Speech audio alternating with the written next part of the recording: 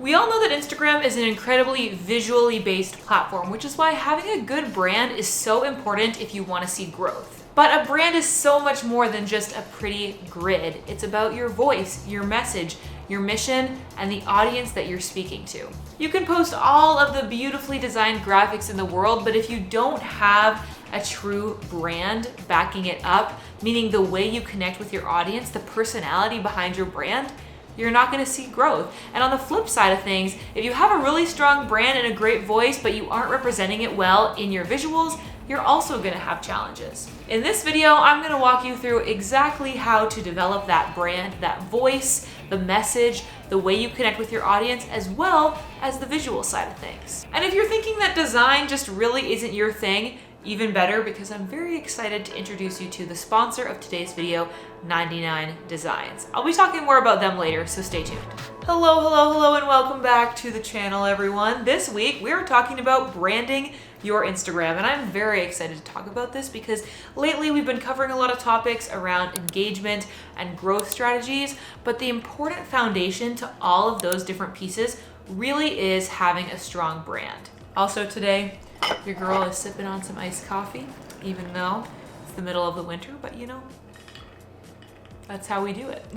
I feel like the word brand has become almost a cliche at this point. Like, it's such a buzzword in the online community. I mean, there are just, I feel like millions of white girls out here talking about building their brand. And yes, that is me. I am white girls. But despite how much of a buzzword it has become, it really is essential to the growth of your business on Instagram. And like I said before, a good brand is so much more than a pretty logo or a cohesive grid on Instagram. It's the personality, it's the beating heart behind your business. So today I wanted to walk you through 5 steps or 5 questions that you need to ask yourself when you are developing your brand. And this can be applicable whether you're just getting started with your business online and you're kind of building this from scratch, or if you've already got something out there and you want to refine it and make it even more effective. These are the same kinds of questions that I ask my clients when I'm working on building their Instagram content strategies. If you didn't know, I own a small social media content creation agency called Steckly Creative Services, and me and my team work with influencers and small business owners to develop Instagram strategies that are going to help them meet their goals. And so I'm going to give you a little taste of that today in this video. Okay, so here are the 5 different questions or things that we're going to go through when we're building up a strong brand for your Instagram presence. First, audience. Who do you want to serve? Second, mission, or what do you do? What do you do for those people? Third, personality. Who are you as a brand? Number 4, your voice. How do you communicate? And number 5, your image. How do you represent all of that stuff about your brand in a visual way? And it's funny because number 5 is really the thing that most people go to immediately when they think about branding, but all of the steps 1 through 4 are really the underpinnings of how you're going to create that number 5. So let's get into number 1, which is, who is your audience? This is the first question for a very important reason, and that is because I really want you to start here and spend some time thinking about who are the kinds of people that you want to serve. Who is your ideal customer? Ultimately, the point of all of this branding, the point of all of this content, the point of your entire Instagram is to connect with your ideal customer or client or follower or whatever, and connect with lots of them and grow your audience, right? That's the whole point of social media marketing. We have to figure out who that ideal customer is, or all of the other stuff that we do afterwards is gonna lack guidance and direction. So get your pen and paper ready, because I'm gonna go through a number of questions that you wanna ask yourself in order to create your ideal customer or user persona or whatever you wanna call it. This is the sort of character in your mind that is that person that you really want to connect with. I personally find this process very fun and imaginative, but that's because I wrote fan fiction as a teenager, and it's all about creating a character. Usually a character that you want to be, who is dating Harry Styles. But that's not the case here. Number 1, how old are they? Number 2, where do they live? Number 3, what do they do for a living? 4, what are their hobbies? 5, what do they like to watch on Netflix? Who are their favorite musical artists? 6, what other Instagram accounts do they follow? And 7, what kind of images do they share to their story? As you can see, as we go through these questions, we kind of get more and more specific, and you can start to see how the answers to these questions are going to lead into the types of content and branding that we create. And what would this be without an example? I'm going to walk you through a specific example that I was recently building out for a client of mine, Tool and Rugby, which is an e-commerce website. If you're interested in like aesthetic home goods, you should definitely check them out because there's a lot of cool products on there. My team and I have been working on developing an Instagram strategy for them. And so this is the process that I walk through in my mind to figure out what kind of content we're gonna make for their profile. So I'm gonna use their brand as an example, and this is the ideal customer persona that we developed for their strategy. So who are they? Who is Toll and Rugby for this example's ideal customer? We decided that their ideal customer or follower were millennial women who are probably transitioning away from the student life, from being in college or university, to now living on their own for the first time, and they're making their first space on their own into a home. Where do they live? Probably in a big city somewhere, but nestled up in a cute and cozy apartment of their own.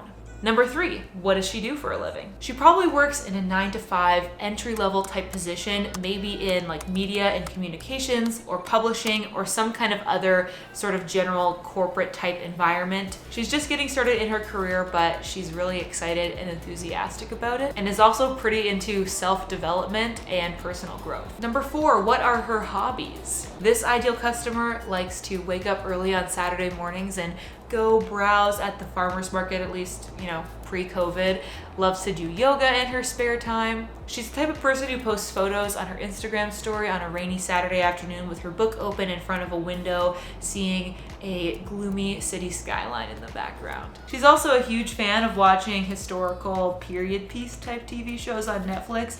Think Bridgerton, Game of Thrones, Outlander, if you will. And she's sophisticated. We're talking red wine, black coffee, carbonated water kind of person, like way cooler than me. And in terms of musicians, do I even have to say, or don't we already know based on the description I've already given you? We're talking Taylor Swift, especially Folklore and Evermore, let's be real. And what are other Instagram accounts that they already follow? Probably lots of book accounts, because this girl, she's into Jane Austen, okay? She's watching the Pride and Prejudice movie at least on a monthly basis, so she's following people like Books and Quills, maybe Ariel Bissett, some other booktuber type people. And she also probably follows some of those typical kind of millennial media accounts like Refinery29, probably The Financial Diet. What kind of posts or images from other accounts does she reshare to her own Instagram story? Probably aesthetic photos of books and candles, maybe of like a cozy bedroom kind of thing. Plus lots of reshares of feed posts about activism, social justice, maybe even some poetry quotes here and there, and some like inspirational messages. Okay, now we're coming out of the fantasy. Do you see the picture that I'm painting here? I feel like once we go through those questions and we answer them in a really thorough way, you can start to see how we get a really, really clear picture of exactly who we're talking to, and that allows us to create content that is specifically designed to be enjoyed by this person. I would recommend, once you work through these questions on your own, maybe even start a Pinterest board and start collecting images that you feel like remind you of your ideal customer or ideal follower. Especially if you're starting from scratch on the visual side of your brand, this will really help you get a sense of what kind of color palette or mood that you're trying to create with your imagery. Also, I know we got really specific here, but you have to know this doesn't mean that every single customer or every single follower is going to be that exact person. Chances are that exact person doesn't exist, because people are complex. People contain multitudes. You're never going to be able to represent an actual human in a user persona. But the point of this is it gives us a sense of the kinds of ways that we can relate to the folks that we think are going to be our audience. If you try to create everything for everyone, you're going to end up creating nothing for anybody, right? So we need to start from a point of thinking about who we're creating content for, and that's going to give us the inspiration and direction that we need. Which brings us to number 2, which is your mission, what you do and why. When you connect your mission to your ideal customer, that is how you create your help statement, or what you do for people, right? This is the classic thing that everybody's got in their Instagram bio, like, I help so-and-so do such and such thing. So answer the question that sounds really simple but might actually be kind of difficult for you, and that is, what do you do? Do you provide services or products? Maybe you're at the point where all you want to do is provide content. If your goal is to be a personal brand influencer, then maybe what you're providing is something less tangible like encouragement or motivation. That's okay. Just get clear on exactly what you are providing, and then ask yourself why you want to do that. Like, what is your why behind all of that? And that's going to give you a little bit more of a clear vision of how to craft your brand messaging. Maybe your why is connected to a personal story or experience of yours, or maybe it's something else. Whatever it is, just sit back and ask yourself, why do I want to provide X to Y people? For myself, as an example, I provide services to small business owners and influencers, and I like to do that because I have gotten so much joy out of content creation and online community, and I want to be able to help other people who have a message that they want to share or a goal that they're pursuing use content creation to build communities online, because I know how fulfilling it has been for myself, and I want to be able to share that joy with other people. That brings us to number 3, which is your personality. Who are you as a brand? Now that we've determined who you're going to serve and what you're going to do for them and why, now we're going to talk about something that starts to get a little bit more complex, and that is the personality behind your brand. There's 2 main directions that you might be taking at this point in the video. Either you are a personal brand, or you are a brand for a business in which your face is not the brand. So for example, Toll and Rugby is the type of business where it's not a personal brand, it is a business brand, but Katie Steckly, for example, is a personal brand. If you are a personal brand, coming up with the personality behind your online presence can be a little bit of a difficult one, because this is not really about defining your personality. It's about defining the personality of the brand. And obviously there's going to be overlap there, but what you have to know from the beginning, and this is something that I think a lot of people who have personal brands struggle with, is the fact that your brand's personality is not going to be entirely equivalent to yours. And that is because you're never going to be able to represent the full range and complexity and beauty of your own self and your own personality in an Instagram profile. It's just impossible. Human beings are far too complex for that. And so you kind of have to figure out, okay, if I'm going to be portrayed in a kind of one-sided way, what is that side going to be? So figure out what traits of yours are going to be most relatable to that ideal audience that we defined in the first step, and those traits are going to become your brand personality. Now, on the other hand, if you are a business brand, so not a personal brand, because ultimately these are all businesses, but you get what I'm saying. I want you to think about this in terms of who would be the sort of best friend character to that main character ideal customer that we came up in the first step. Okay, so we're going back to our fan fiction writing. If we're thinking about the main girl who's dating Harry Styles, who's her best friend in the story? Because that's what your brand is going to become. Okay, the best friend to the girl dating Harry Styles. Really, the point of this is just to figure out what kind of personality is your ideal customer going to vibe with, and then how can you develop that in your writing, your visuals, etc. For either of these situations, personal brand or not, you want to think about what are the kind of extremes, what's the spectrum of the different personality traits, and which ones do you want to lean towards most? Do you want to be bold or understated, excited and loud, or quiet and thoughtful, muted and calm, or bright and excitable? Come up with a list of adjectives that you feel like could describe your brand's personality. This is especially going to come in handy when it comes to the design phase, which is step number 5. But this is also going to come in handy when you sit down to write your captions or write your Instagram bio. Which brings us nicely to step number 4, which is your voice. How are you going to communicate as a brand with your audience? Figuring out what the voice of a brand is such a delicate procedure in my experience. To give you an example of my own background, I did an internship at a fashion magazine when I was 18, I guess, turning 19, so after my first year of university. And I remember that the first few pieces that I wrote for the website, I kept getting the same feedback from the editors, like, oh, you haven't really got the voice. Like, that's not something that we would say. Like, we wouldn't say it that way. And I found that so difficult to nail down. I was like, but I'm just writing what needs to be said. Like, how would you say it in a different way?